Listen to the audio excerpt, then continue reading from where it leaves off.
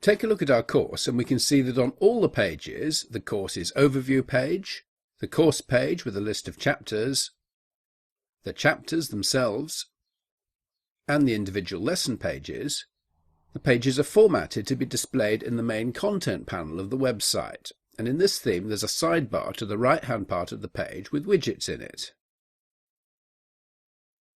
This may be a layout that you like. It may suit your website and your theme to have this sidebar next to your course pages, in which case you don't need to go through the steps in this video. They're optional. But I feel that this layout makes the course rather cramped. It means that the video is very small and would have to be viewed in full screen mode all the time. I prefer my course pages to take up the whole of the content area so that the space is completely uncluttered and the video is large enough to see it without needing it to be full screen. We can't do this without editing the Sensei PHP files because the Sensei pages are dependent on our widget settings for the rest of the site. If we have widgets set here, in Appearance, Widgets, then they will appear on the Sensei pages. If we delete them from Appearance, Widgets, then we lose them altogether on the website.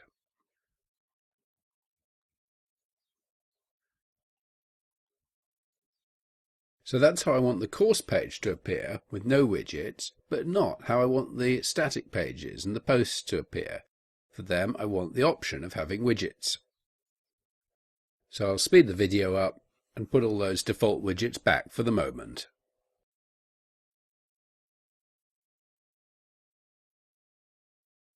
There's a documentation page at WooThemes entitled Sensei Theming. The link's given in the lesson text, which actually does the reverse of what I want to do. It puts a sidebar in where previously there was none. But the principle's the same. We'll be altering the divs which control page layout, which are generated by the Sensei PHP files. Let's do it now. Just as with themes, we shouldn't edit the original files because they might get overwritten during an update. We should make copies of them and edit these. In your 2012 child theme folder, make a new folder named Sensei, lowercase. And inside that, make a folder named Wrappers, again lowercase. Go to your plugins, WooThemes Sensei Templates folder, and then Wrappers inside that, and copy wrapper_n.php and wrapper_start.php into the new child wrappers folder that you just made. It consists of a PHP switch and then a series of case options to cope with various different themes being used. 2011, 2012, 2014 or Canvas, outputting slightly different versions of the two opening divs used to control page layout. I'm going to assume that we're not going to switch themes anymore. We're going to stick with what we've got, so we don't need any of these options. You can select and then delete everything from the line setting the template all the way down to case 2012, echo, and then the opening single quote. So the very first thing that's going to be output is div id equals primary.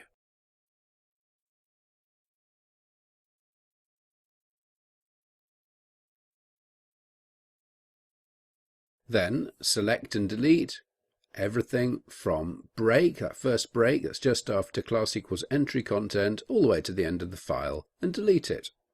That's now plain HTML, so just indent it and close off the PHP after the abspath line.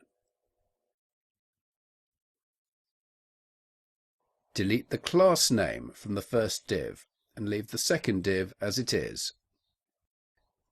Then open up the child version of wrapper_n.php, end the PHP after the abspath line again, delete everything after that, and just put two closing divs.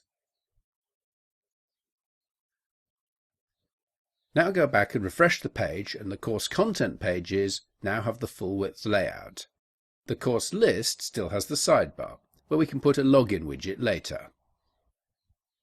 Another change you might want to make, again optional, is that in the module pages there seems to be no way to avoid displaying the lesson excerpt. In a short course you might well want to have the excerpts there, but again in a course with a lot of lessons like my Ultimate Web Development course, this would be overwhelming and untidy. The only way I found to remove the excerpts was to make a child copy of the file looplesson.php. This is located in the Plugins WooThemes Sensei Templates folder, and it needs to be copied into your 2012 child Sensei folder.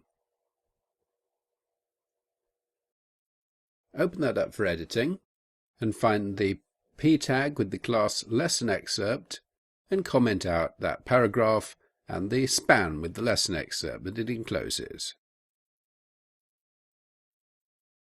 I usually comment things out rather than deleting them and put in a note to myself. I make the note the same every time so that I can find all my edits easily later.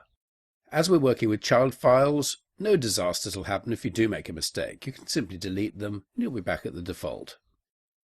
And that's much neater now for longer courses. You might also want to alter the place where Sensei's pagination links appear.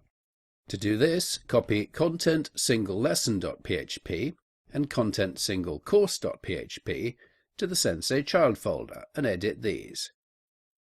Moving the PHP line Do Action Sensei Pagination up to just above the closing article tag.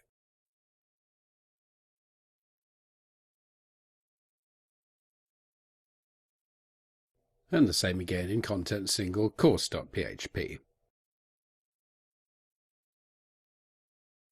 I've also made some changes to the child style sheet, again making the course display more suitable for longer courses, making the module and lesson names a simple indented list without the great big spaces.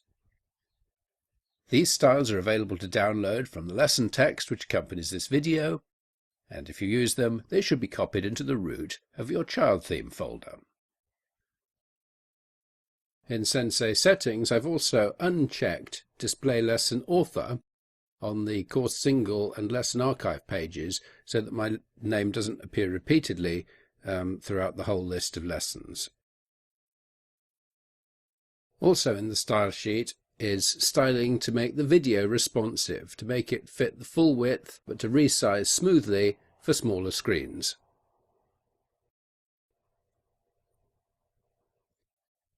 And the link to csstricks.com, where I got this from, I've adapted it slightly, is also there.